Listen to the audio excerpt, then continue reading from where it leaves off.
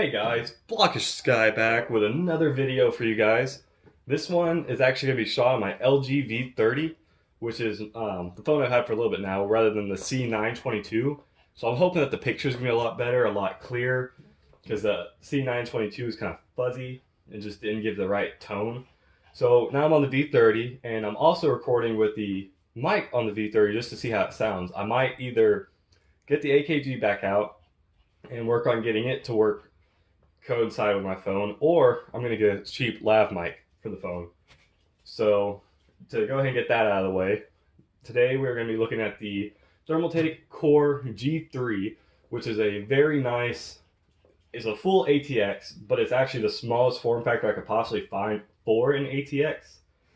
And for what it holds, it's insanely compact. Very thin, very short, and not very deep.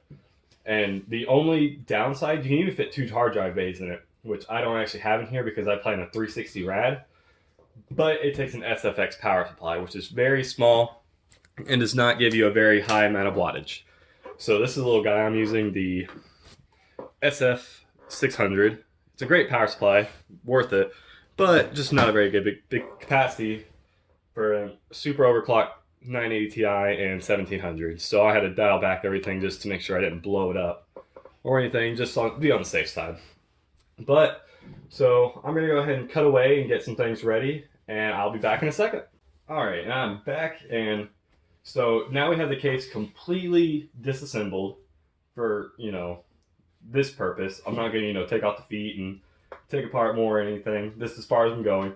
So we're going to start off with the parts that I took off, which are going to be the front panel, which has its own filter. You see the I/O up here, and it just snaps right into place. And it houses really nothing. I plan to grind this down and get the fans mounted outside, hopefully. Some thin fans with some fans on the back for a radiator as well. You get a good push-pull going on. And then you have a top filter, and you have a bottom filter. So this case, for its size, it has a lot of filters. It's actually magnetic filters on the top and bottom, so it's easy to get on and off, easy to clean. Unlike the front panel, which is actually in here and kind of thin compared to these two. And then, as well, you have the hard drive bay, which I have taken out. It's a little dusty. So it houses 2 hard drives, which you can realistically squeeze another hard drive in here if you really wanted to. But it houses 2 hard drives with their nice and quick release, or not quick release, but their their toolless hard drive mounting, which is always a great addition in Thermaltake cases. Probably hear my little puppy in the background making noise. So we'll go ahead and get into the whole case. I'm going to be doing a build, a time-lapse build with this as well, to show you guys and do my overall review after that. So this is going to be the overview. So pretty much this case houses, technically by Thermaltake's website, they claim 3 fans, which are going to be housed up on the top and 2 in the front. But if you take out the hard drive bay, you can actually, on the front, you can actually fit 3 fans if you do some modding, which I plan to do on mine. But they actually give you spaces to mount on the bottom of the case. And this thing's super light when everything's out of it. On the bottom of the case, they actually have a fan mounting spot, so you can fit a 120 on the bottom as well. Because that's actually, and I'll put up a picture, it's actually where I had my 120 millimeter radiator. So it's very good on airflow actually. Once I got my Corsair fans, I use the H120s, HD120s, and after I got them bumped up to, I run them at full speed just because they're not that fast in the first place. Dog! They're playing on my bed over there. But once I got them to full speed, CPU temps drop and GPU temps drop. So overclocking my GPU and the 1700 on the stock cooler, I maxed out about 50C on both. Maybe 60 on the GPU, but great airflow in this case. It's a huge positive airflow, so everything comes in and just pushes out the hot air. But So you can fit, I'll go ahead and go into what else we can fit in here. So like I said, you can fit a 360 millimeter here if you really want to, but they say it's just a 120, which is more than enough if you're just doing a AIO, or if you're doing a light, you know, like a 1070 and maybe 6600K, or you know, something light like that, or a 1600. You can make it off a 240 millimeter rad, but I have to go 360 because the 98 Ti puts off so much heat. It's best for me to do that with just a single rad setup. So I'm putting the 360, but you can put a 120 in here standard. Nothing can fit up here just because of no clearance, and then you can fit a 120 in the bottom, but this would probably be a better place for your pump and rad reservoir. Let's see. So that's fans, water cooling out of the way. So you have right here plenty. You probably can't read that. Pretty much it just says ATX, micro ATX, just telling you where all the mounting is. This case has a huge compatibility, which is great. It's an inverted case, so it's actually upside down with everything. So you can actually, if you really want to, you can flip it upside down and look normal. But this case actually can fit a ATX board all the way down to MITX, which is a huge set of compatibility. So there's plenty of mounting on here. You can put whatever board you need to. It'll fit anything except for EATX, which is amazing for a case this size. The only compromise is that you have to use, let's see if I can get it in frame. You have to use the vertical GPU mounting. That is the only thing. I personally wanted vertical GPU because I wanted to show off my classy, but a lot of people don't enjoy it. But they do give you stands to actually mount on this side to set your GPU up. So that's nice to have. And GPU clearance is insane as well. So you have all of this room, if you don't want to put a radiator, all the way up to around here. So it fits, I believe, a 320 millimeter card, which is insane for a case, especially this size.